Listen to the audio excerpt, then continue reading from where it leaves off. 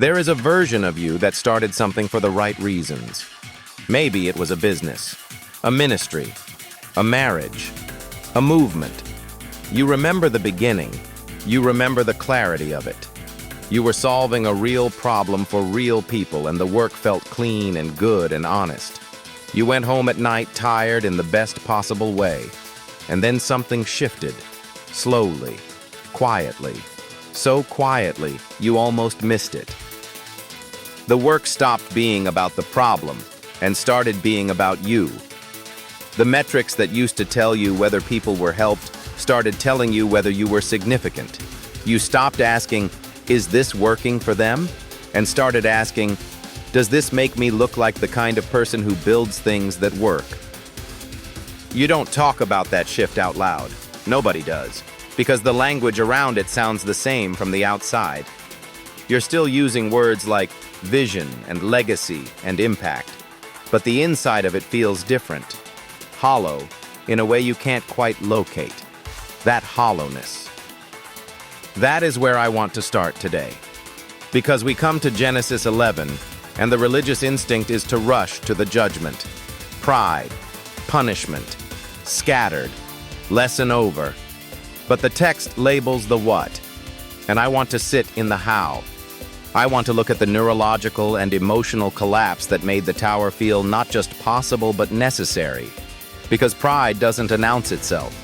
It grows inside of something that used to be healthy. And that is the part nobody talks about. Put yourself on the plain of Shinar before the tower, before the ambition curdles. The city is already there. Actual walls, actual shelter, the smell of cooked food coming from inside the gates. Children running between the buildings, old people sitting in doorways watching the afternoon light move across the ground. This is what they built first, and it was genuinely good. People who had been wandering had a place to stop. That was the original dream, and they achieved it. Stand in the middle of that city for a moment. Feel what success feels like in the body when it's still clean. The chest is open. The breath comes easy. You look at what you made and the people inside it, and you feel something that is the ancient cousin of what we now call meaning. And then someone speaks. We don't know who. The text doesn't give us a name, and I think that's deliberate. The voice comes from inside the crowd. Come, let us build ourselves a city and a tower with its top in the heavens. The temperature in the air doesn't change. The smell of the food is still there. But something in the room shifts. The eyes stop looking at the people and start looking up. And the body does a thing it always does in these moments. The heartbeat quickens. The jaw sets. The hands, which had been open, close into something closer to a fist. The city was for them. The tower was for something else entirely. Here is what was happening underneath that shift. The city solved a real problem. Shelter, safety, community. When you are solving a real problem, the nervous system has a reference point. You can look at the people and ask, are they better? Is the problem smaller? The feedback loop is external. It keeps you honest. But the tower had no external feedback loop. There was no moment at which the tower would be finished. There was no problem the tower was solving for anyone except the unnamed hunger that proposed it. And that distinction matters enormously. Abraham Maslow spent decades mapping what he called the hierarchy of human needs. At the base of the pyramid, survival, safety, belonging. At the top, self-actualization, the creative expression of the full self. That top level is where the most interesting human work happens. It's also where the most dangerous drift happens, because self-actualization has no natural ceiling. It is inherently open-ended. And without spiritual accountability, without a community with enough safety to say this has gone too far, open-ended ambition will always expand to fill whatever space is available. The builders of Babel had already met every need at the base of the pyramid. The city proved it. So they kept climbing. Actually, no. Let me rephrase that. They didn't climb toward something. They were running from something. The text tells us exactly what. Verse 4, lest we be scattered. lest we disappear, lest we become nothing. The tower was not ambition. The tower was a panic response dressed in the language of ambition, and the body cannot tell the difference between the two.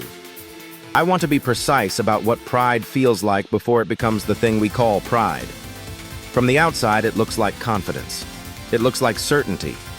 Big claims, big gestures, and almost physical resistance to any voice that offers a different perspective.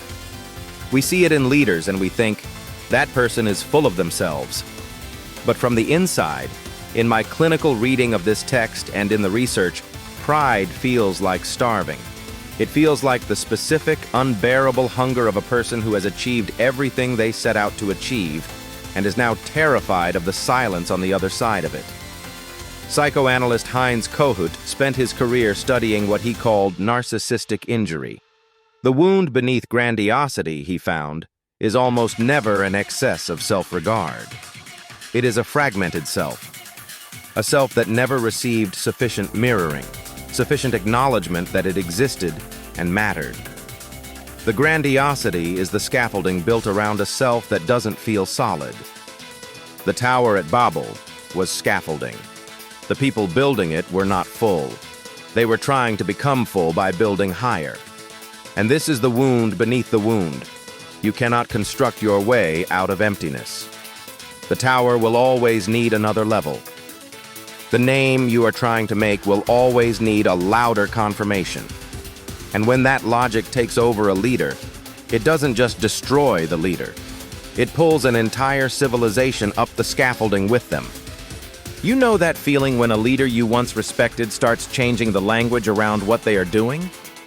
It's subtle at first. The mission statement gets quietly updated.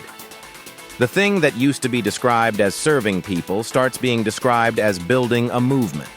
The founder's name starts appearing more prominently.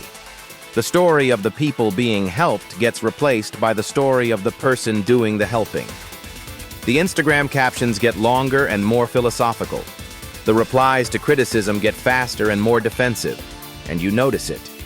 You probably noticed it before you had words for it. Something in your gut said, something is different here, but you kept supporting it. Maybe because you believed in the original vision. Maybe because your belonging was tied to the organization.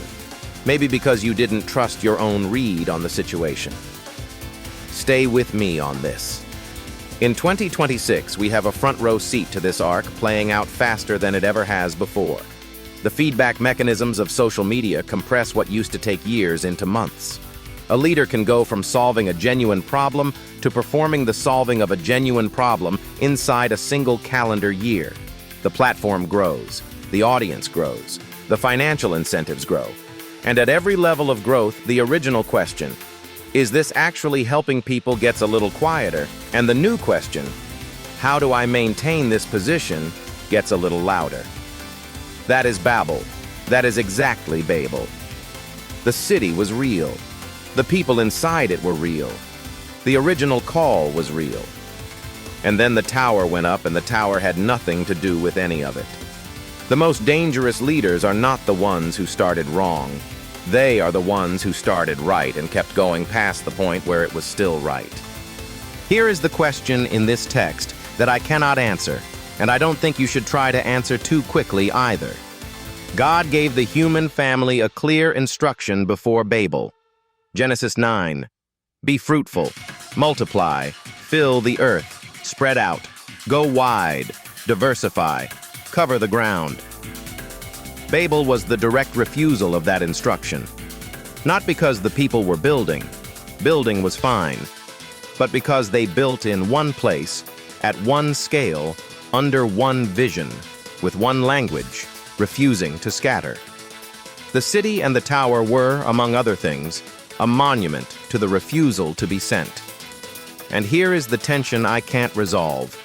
How many of the things we build and call good, call ministry, call legacy, are also monuments to our refusal to be sent? How many institutions, how many organizations, how many churches exist, not because they are still the answer to the original question, but because the people inside them are afraid of what scattering would feel like? God did not destroy Babel. He confused it. He introduced friction. He made coordination impossible. And then the people scattered not by choice, but because they had no other option. What does it mean that sometimes God's answer to our refusal to go willingly is to make staying impossible? I've sat with this text for years. I don't know what to do with that. I want to ask you something that has nothing to do with theology. Have you ever been the person in the room who watched the tower going up and said nothing?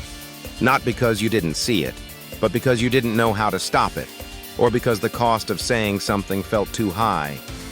What do you wish you had said? Leave it in the comments. I'll be there. The scattering is where most people stop reading, and I understand why. It feels like failure. It looks like everything falling apart. The project is abandoned. The community is fractured. The shared language is gone. By every conventional metric, Babel ends in ruins. But here is what the scattering actually produced. Every language on this planet, every distinct culture, every food tradition, every musical tradition, every way of telling a story, every architecture, every theology that has ever emerged from a people who wrestled seriously with the divine. All of it has its roots in the forced diversification of Shinar. The confusion of languages was the seeding of the entire human garden. Viktor Frankl survived the concentration camps and came out with a therapeutic framework he called Logotherapy. The central claim: human beings can survive almost any suffering if they can find meaning inside it. The suffering doesn't become good, but it becomes generative. It becomes, in Frankl's language, a reason to go on.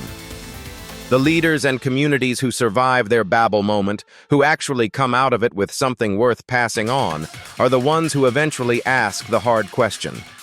Not why did this fall apart, but what was I never supposed to build in the first place? What was the tower protecting me from? And now that it's gone, what is actually here? The answer to that question is almost always something smaller, more human-scaled, less impressive, and more true. But it's real, and real lasts longer than impressive. I want to say something directly to the person watching this who is in the middle of their Babel moment right now. Something you built is coming apart. Maybe it already fell. Maybe you're watching it fall in slow motion and you're still trying to hold the pieces together out of something that feels like faith, but might be fear. And the shame of it is enormous.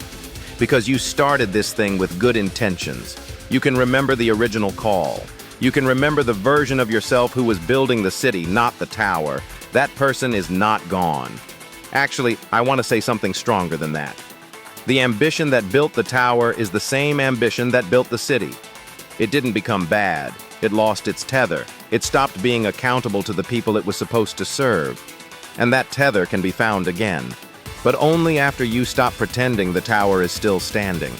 The scar of a failed Babel, if you are willing to learn from it rather than hide from it, becomes the most valuable thing you will ever carry into your next season of building.